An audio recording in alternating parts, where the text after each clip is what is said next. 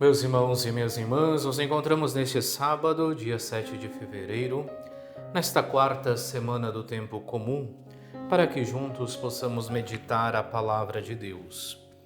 Hoje nós lemos o evangelista São Marcos no capítulo 6, versículos do 30 ao 34. Naquele tempo, os apóstolos reuniram-se com Jesus e contaram tudo o que haviam feito e ensinado. Ele lhes disse: Vinde sozinhos para um lugar deserto e descansai um pouco.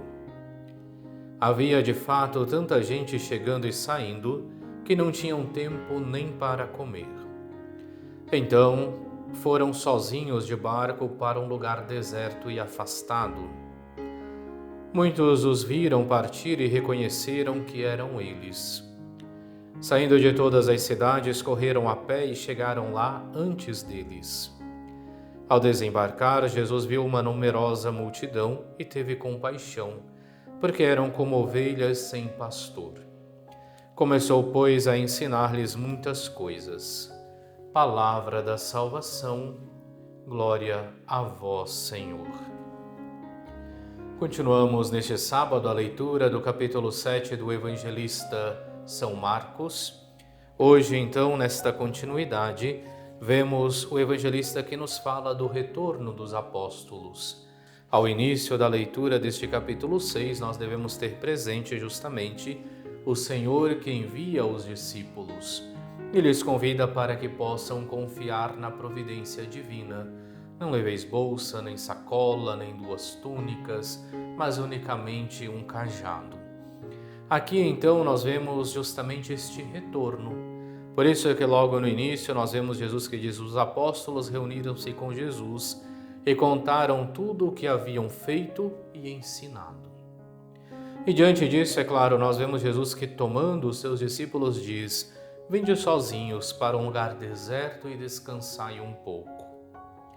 É importante vermos esta fala da parte de Cristo, porque vem nos recordar justamente que o trabalho de evangelização ele é extremamente necessário.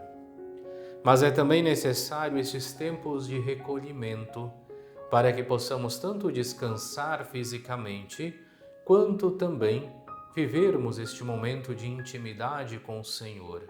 É por isso que tantas vezes a Igreja promove os reencontros, os retiros espirituais. É por isso que cada sacerdote é chamado a tirar um tempo ao longo do ano para um retiro espiritual. É por isso também que nós devemos ter os tempos de descanso para que possamos, com novo ânimo, retomar o trabalho da evangelização. Não é diferente também com aqueles que trabalham no seu dia a dia, que também têm direito a um tempo de descanso para que possam depois retomar as suas atividades. Então, com isso, Cristo fala justamente desta necessidade de descansarmos. Um descanso que não deixa de ser um descanso proativo também, porque é o momento de recobrarmos as forças para evangelizarmos ainda com mais vontade e com mais autenticidade. É claro, no entanto, o evangelista nos narra que as pessoas, percebendo que Cristo havia se afastado e percebendo para onde ia, vão à sua frente e chegam no lugar designado antes que Jesus e os seus discípulos. E quando ali chegam, então, nós vemos que Jesus vê essa numerosa multidão e tem compaixão, porque eram como ovelhas sem pastor. É sempre interessante esta imagem que nos traz Jesus da multidão como ovelhas sem pastor. Devemos recordar justamente que ali naquela região onde vivia Jesus, era uma região desértica, com pequenos oásis de verdes pastagens, de águas cristalinas, e que a figura do pastor era essencial para a ovelha. Sem o pastor, a ovelha estava fadada à morte. E com este exemplo, então, Cristo quer falar destas pessoas que vão ao seu encontro porque encontram nele as verdes pastagens, porque encontram nele as águas refrescantes, porque encontram em Cristo esta proximidade para com Deus. E nós vemos também esse sentimento de Cristo que tem compaixão e que começa, portanto, a ensinar-lhes muitas coisas. e ao sentimento que cada um de nós é convidado a ter para com os nossos irmãos e irmãs.